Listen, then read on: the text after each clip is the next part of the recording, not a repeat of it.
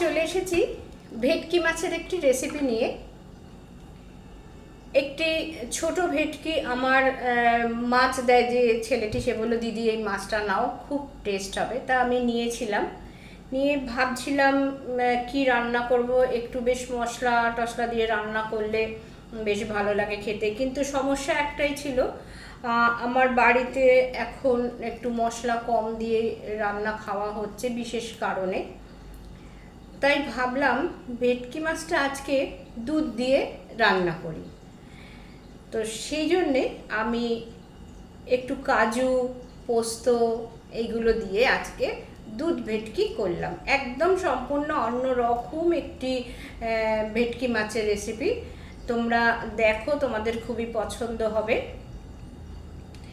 এটি ভাত, রুটি, লুচি, পরোটা, যারা রুটি লুচি পরোটা দিয়ে মাছ খেতে ভালোবাসে তারা খেতে পারবে, বা ফ্রাইড রাইস দিয়েও ভালো লাগবে। আমার তাহলে ইউটিউব পরিবারের সমস্ত বন্ধুদের, প্রিয় বন্ধুদের জানাই আন্তরিক শুভেচ্ছা। আশা করি তোমরা প্রত্যেকে খুব ভালো আছো, সুস্থ আছো। আর কুমকুমের রান্নায় তাহলে আজ দেখছো কাজু পোস্ত দিয়ে দুধ ভেটকি। তাহলে দেরি না করে চলো সরাসরি এবার রান্নাঘরে চলে যাই, আর আমিও চেঞ্জ করে নিই। তাহলে কাজু 12-14টা মতো, পোস্ত 2 চামচ, টমেটো ছোট একটা, এর থেকেও কম দেব, নিয়েছি কাঁচা লঙ্কা আর একটু কিশমিশ। কাজু, কিশমিশ আর পোস্ত একসাথে বেটে রাখবো, আর টমেটোটাকে আমি ছোট ছোট টুকরো করে কেটে রাখবো।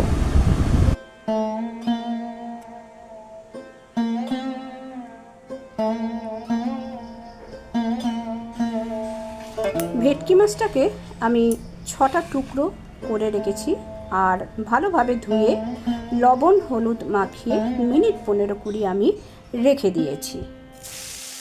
মাছগুলো এক এক করে আমি ভেজে তুলে নিচ্ছি। খুব বেশি লাল করে শক্ত করে ভাজবো না, একটু হালকাই ভাজবো, ভেজে আমি আলাদা করে তুলে রেখে দেব। রান্নাটা কিন্তু অত্যন্ত সুন্দর হয়, তোমরা একদিন অতি অবশ্যই রান্না করে দেখো। মাছগুলো সব ভাজা হয়ে গেল। মাছ ভাজার তেলের মধ্যে দিয়ে দিলাম প্রথমে কাঁচা লঙ্কা, যেহেতু ঝালটা কম হবে তাই কাঁচা লঙ্কা দিলাম, আর কালো জিরে দিলাম। এবারে টমেটো টুকরো করে কেটে রেখেছিলাম সেইটা দিয়ে দিলাম, দিয়ে টমেটোর ওপরে সামান্য একটু লবণ দিয়ে দেব, যাতে টমেটো খুব তাড়াতাড়ি নরম হয়ে যায়। এবার দিয়ে দেব 1 চামচ আদা বাটা, 1 চা চামচ আদা বাটাটা দিয়ে ভালোভাবে মিশিয়ে নেব, আর খুন্তি দিয়ে আমি টমেটোটাকে একটু ভেঙে ভেঙে দেব। এবার আমরা দিচ্ছি একটি বিশেষ ইনগ্রিডিয়েন্টস, সানরাইজের ধনিয়া পাউডার। দুধ ভেটকির স্বাদ অনেকটাই বাড়িয়ে দেবে এই সানরাইজের ধনিয়া পাউডার। আমি দিয়ে দিলাম 4 চামচের 1 চামচ মতো ধনিয়া পাউডার, দিয়ে ভালোভাবে আমি মশলাটাকে কষিয়ে নিচ্ছি। ধনিয়া পাউডারে কিন্তু কোনো ঝাল ভাব থাকে না, সেই কারণেই আমি কিন্তু দিতে পারলাম।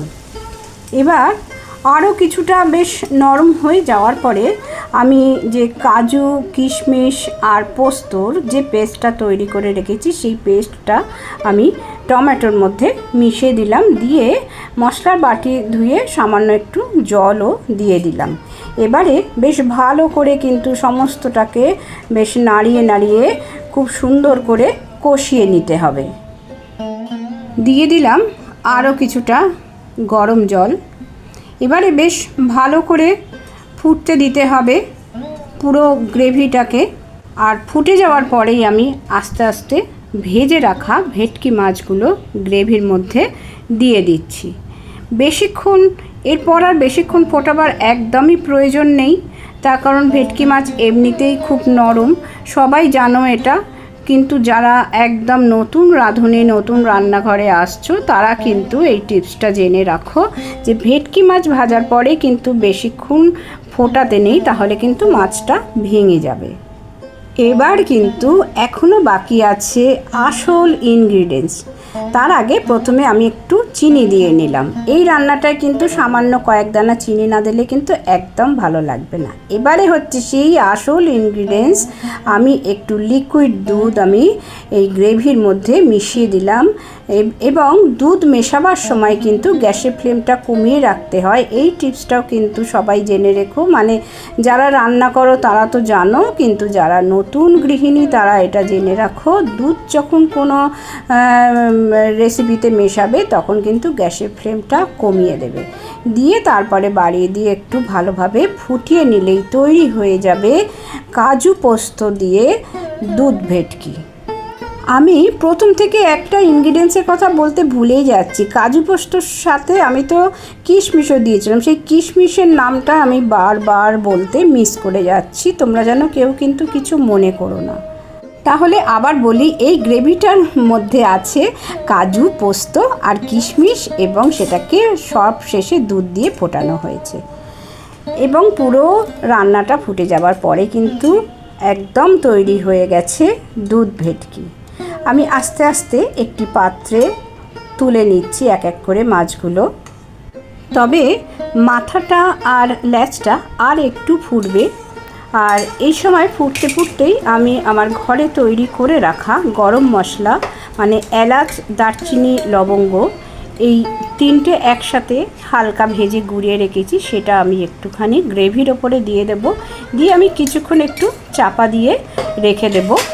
আর মিনিট খানেক পরে ঢাকাটা খুলে আমি মাছের গ্রেভিটার মধ্যে সমস্ত মশলাটা মিশিয়ে নেব। আর যে পাত্রে আমি দাগাগুলোকে তুলে রেখেছিলাম সেই পাত্রে আমি বাকি মাছের রেসিপিটা ঢেলে দিয়ে মিশিয়ে রাখব। তাহলে তৈরি হয়ে গেল আমার আজকে কাজু কিশমিশ আর পোস্ত দিয়ে দুধ ভেটকি। এবার একটি পাত্রে সার্ভ করতে করতে আমি আজকের ভিডিওটা এখানেই শেষ করব। পরের দিন তোমাদের সাথে দেখা হবে আবার নতুন কোনো রেসিপির সাথে। তোমরা প্রত্যেকে খুব ভালো থেকো, সুস্থ থেকো, আর আমাকে একটি সুন্দর কমেন্ট করে জানিও আমার আজকের এই দুধ ভেটকি রেসিপিটা কেমন লাগলো। এবার বলি, যারা এতক্ষণ আমার ভিডিওর সাথে ছিলে তাদের জানাই অসংখ্য ধন্যবাদ।